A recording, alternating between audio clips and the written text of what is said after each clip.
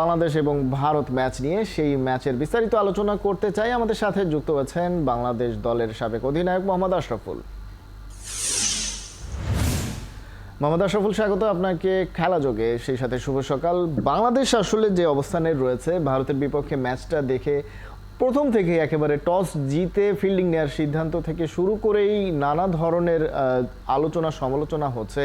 Specially একাদশ নির্বাচন যেটা হলো, সেখানে একটা লম্বা ব্যাটিং অর্ডার করার চেষ্টা করা হয়েছে, সেখানে তাসকিনের জায়গায় জাকের আলী অনেককে ইনক্লুড করা হয়েছে।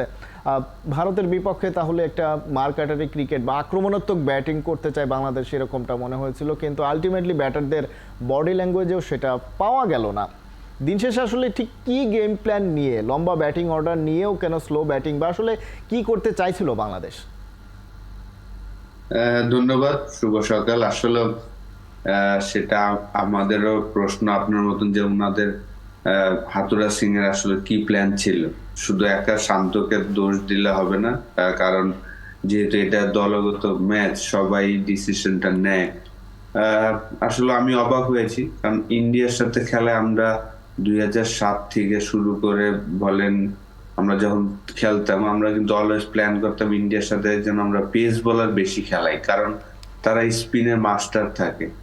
তো সেই জায়গায় কালকে আসলে দুইটা পেস বোলার খেলানো হয়েছে, সেটা একটা অবাক। টস জেতার পরে আমরা বোলিং ডিসিশন নিয়েছি, সেখানে আবার 2 ওভার প্রথমে স্পিনার বল করেছেন শেখ মেহেদী এবং এটা আমি অবাক হয়েছি। রোহিত শর্মা কিন্তু আমরা জানি যে লেফট হ্যান্ড পেস বোলারের এগেনস্টে অতটা কমফোর্টেবল না। তো সেই জায়গায় আমি তো ভেবেছিলাম যে হয়তো আমরা সাহসী ডিসিশন হতো যদি আমরা 4টা পেস বোলার খেলতাম কালকে।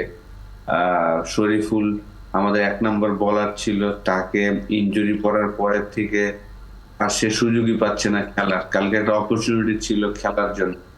আর ব্যাটসম্যানরা আসলে 196 রান চেস করতে নেমে যেভাবে আসলে খেলা উচিত ছিল ওপেনারদের, তারা আসলে ঠিক উল্টো ক্রিকেটটাই খেলেছেন। জাস্ট নিজের সেফ থাকার জন্য যেভাবে খেলতে এইভাবে তারা ব্যাটিং করেছেন। লিটনও ধরেন 10 বলে 13 রান করেছে, তার মধ্যে একটা 6 একটা 4, মানে 2 বলে 10 রান করেছেন।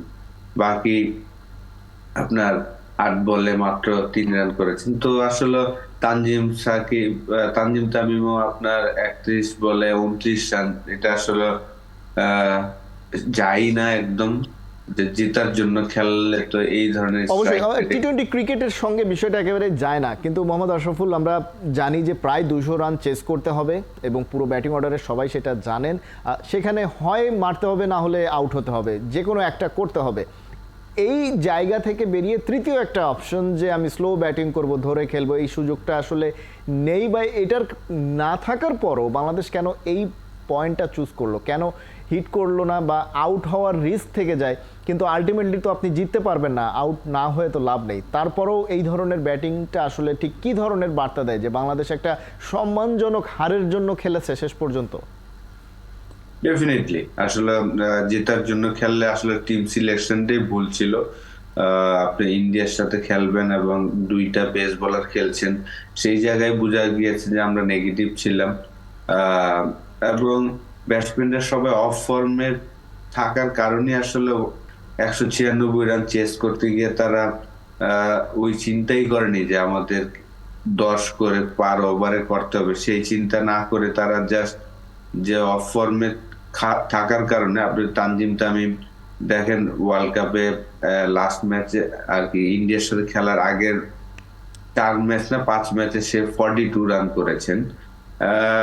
লিটন 70 রান করেছেন। তো সেই কারণে আসলে তারা যেহেতু রান করতে পারছেন না, সেই কারণে আসলে তারা সিচুয়েশন কি ডিমান্ড করছে সেটা চিন্তা না করে আসলে তারা তাদের ব্যাটিং নিয়ে চিন্তা করেছেন যে আসলে আপনি শান্তর ব্যাটিংও দেখেন, প্রথম 40 রানের মধ্যে সে 2-3টা 6 মেরেছেন, একটা বাউন্ডারি মেরেছেন, মানে আপনি 22 রান করেছেন আপনার 4 বলে, বাকি 18 রান করতে কিন্তু তার 24টা বল লেগেছে। তো সেই কারণে আসলে সিচুয়েশন কি ডিমান্ড করে সেইভাবে কেউই ব্যাটিং করতে পারে না। এটা ভালো জবাব দিতে পারবে হাতুড়া সিং এবং শান্ত।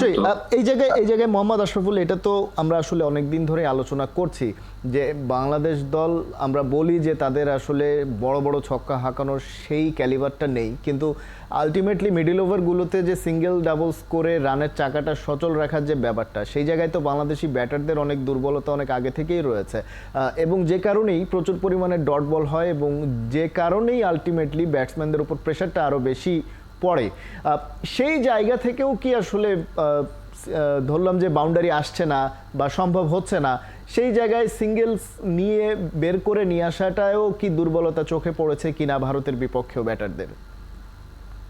না দেখেন, ভারতের বিপক্ষে দুর্বলতা না, পুরো ওয়ার্ল্ড কাপে যদি দেখেন যে আমাদের ব্যাটসম্যানদের দুর্বলতা আমরা চোখে পড়েছে। কারণ যেই ধরনের উইকেট আমরা খেলেছি, হয়তোবা বলাররা একটু হেল্প ছিল, উইকেটে চমৎকার বল করেছেন, কিন্তু যখনই হেল্প নাই, লাস্ট দুইটা ম্যাচে যদি আপনি খেয়াল করে থাকেন যে উইকেটে হেল্প না থাকলে আমাদের ব্যাটিং বোলিং দুইটাই কিন্তু বড় সমস্যা, যেটা বোঝা যায়। আপনি যদি দেখেন যে দুইটা ম্যাচই সুপার এইটে এসে আমরা যা খেললাম, দুইটা ম্যাচই কিন্তু শুধু ব্যাটসম্যানদের দোষ দিবেন এমন না, যে বলাররাও কিন্তু ভালো বল করতে পারেনি, তারাও কিন্তু এক্সপেন্সিভ ছিল। তো সেই কারণে আমার মনে হয় যে ট্রু উইকেটে আমাদের যে অ্যাবিলিটিটা ওই মানের না, সেটা ধরা পড়ে সবসময়। নিঃসন্দেহে, এবং সেটা ঘরের মাঠেও আমরা দেখেছি, যখন উইকেটটা একটু স্পোর্টিং হয় তখন টোটাল বাংলাদেশে আসলে স্ট্রাগল করে।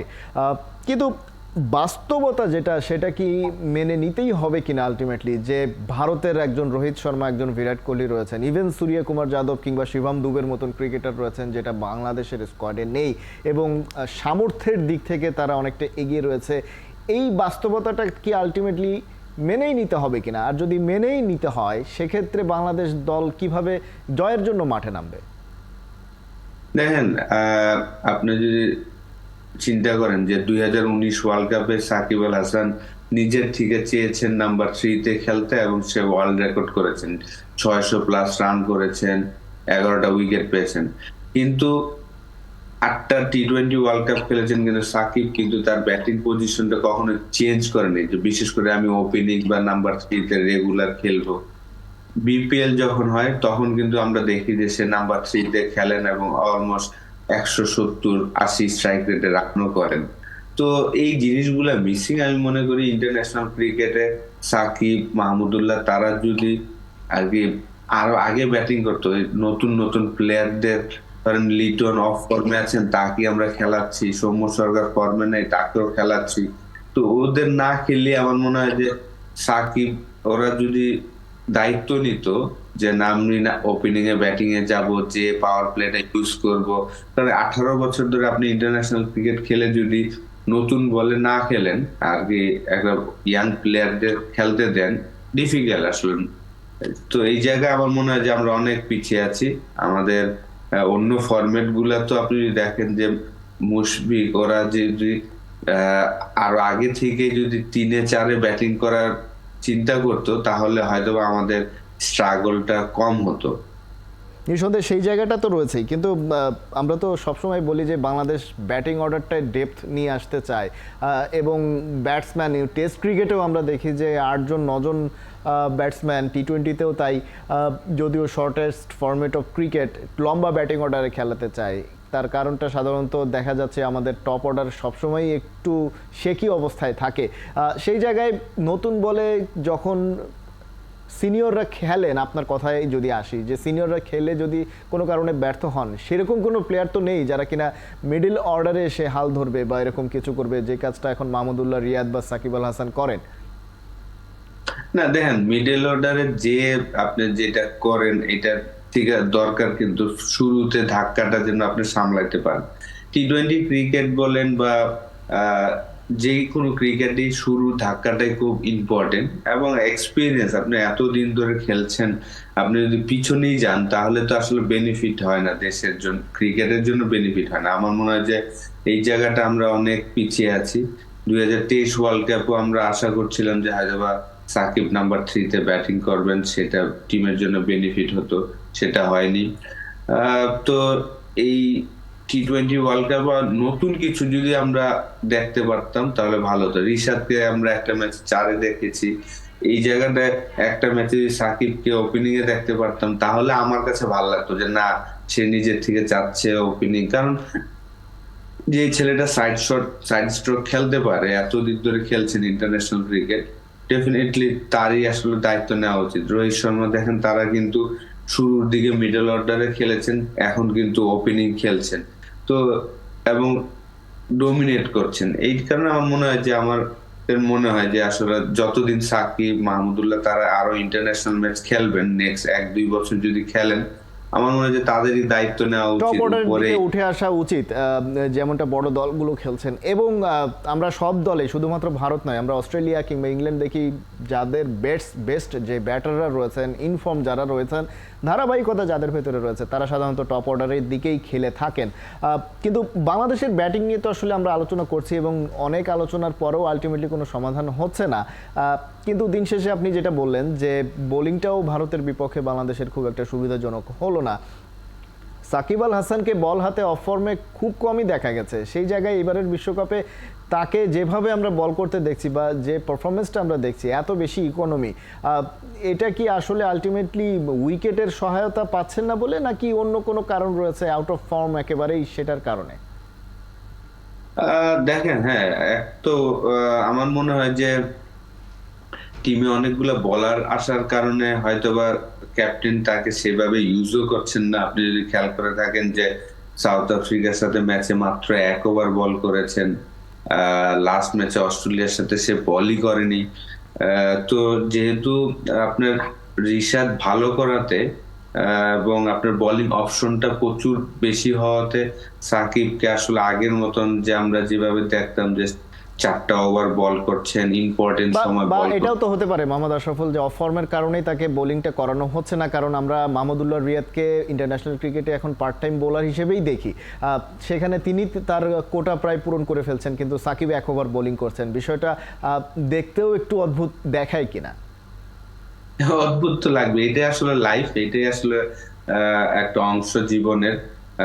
অফ ফর্মে থাকলে আপনার অন্য একটা বলার, যেহেতু রিশাদ এতটা চমৎকার বল করেছেন পুরো ওয়ার্ল্ড কাপে, এটাও কিন্তু আমরা আশা করিনি। তো সে চমৎকার বল করাতে সাকিব আসলে যেভাবে আমরা সাকিবকে দেখে এসেছি 18 বছর, সেই সাকিবকে আমরা এই ওয়ার্ল্ড কাপে একদমই পাইনি ডেফিনেটলি। নিঃসন্দেহে সেই জায়গায় আমরা দেখতে পাইনি সাকিবকে, কিন্তু আলটিমেটলি যাদের মানে অপশনের কথা আমরা বলছি, সেই জায়গায় রিশাদ হোসেনকে আমরা দেখি যে গত ম্যাচেও তিনি বেশ ভালো ব্যাটিং করেছেন। সেই রিশাদকে বা তার মতন একজন ব্যাটসম্যানকে বা হার্ড হিটার রয়েছেন যারা শট খেলতে পারেন, তাওহিদ হৃদয়কে, তাদেরকে কি আসলে আমরা ঠিক পজিশনে ব্যবহার করতে পারছি কিনা? যদিও আপনি বলছিলেন যে অভিজ্ঞ যারা তাদেরকেই ওপরে খেলা উচিত। হ্যাঁ, সেটাও করছি না। দেখেন, তৌহিদ হৃদয় কিন্তু পুরো বিপিএল এ নাম্বার 3 তে ব্যাটিং করে প্রায় 450-500 রান করেছেন লাস্ট 2টা বছর। তাকেও কিন্তু আমরা ইউজ করছি না, তাকেও আমরা সে পাওয়ার প্লেতে এনজয় করে ব্যাটিং করতে, সেই জিনিসটাও আমরা তাকে দিচ্ছি না। ইন্টারন্যাশনাল ক্রিকেটে আমরা তাকে থামিয়ে দিচ্ছি যে পাওয়ার প্লের ব্যাটিংটা তার থেকে আমরা পাচ্ছি না, সাকিবও সেটা করছে না।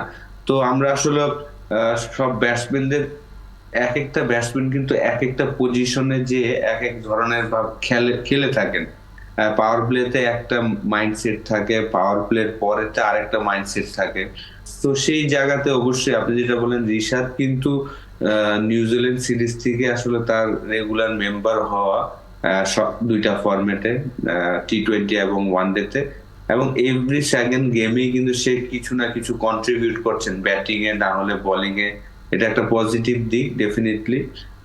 এই ম্যাচটাতে ইন্ডিয়ার সাথে তার 24 রান 10 বলে, এটা তাকে আলাদা একটা কনফিডেন্স দিবে। ভালো টিমের এগেনস্টে রান করাটা, অস্ট্রেলিয়ার সাথে তাকে একটা সুযোগ দিয়েছিলেন 4 নম্বরে, সেটা সে ভালো করতে পারেনি, আনলাকি ছিল। কিন্তু তারাই যে ফিউচার, এটা ডেফিনেটলি আমরা এই টুর্নামেন্টটাতে দেখতে পেলাম। নিঃসন্দেহে তারাই আসলে ফিউচার, কিন্তু বর্তমানটা আসলে খুব একটা সুখকর নয় মনে হচ্ছে। তার কারণ অলরেডি বাংলাদেশ দল কিন্তু সুপার 8-এর অলমোস্ট ছিটকে গেছে, সুপার 8 থেকে খুবই কঠিন সমীকরণের সামনে 2টো ম্যাচ হেরে যাওয়ার কারণে। যে কারণে আসলে আলটিমেটলি বাংলাদেশ দলের জন্য এই বিশ্বকাপে কতটা শুভকামনা জানাতে হবে সেটাই আসলে এখন এই মুহূর্তে খুব একটা পরিষ্কার নয়। আমাদের সময় একেবারে শেষ পর্যায়ে। মোহাম্মদ আশরাফুল, অনেক ধন্যবাদ আমাদের সঙ্গে যুক্ত হওয়ার জন্য। দর্শক, বাংলাদেশ দলের সাবেক অধিনায়ক মোহাম্মদ আশরাফুলের সঙ্গে আলোচনা হচ্ছিল কোন জায়গায় রয়েছে এই মুহূর্তে বাংলাদেশ দল, ভারতের বিপক্ষে যে পরাজয় সেটা আসলে জয়ের জন্য বাংলাদেশ কতটা নেমেছিল, কতটা আসলে সম্মানজনক পরাজয়ের জন্য, সে বিষয়ে এতক্ষণ আলোচনা হচ্ছিল বিস্তারিত।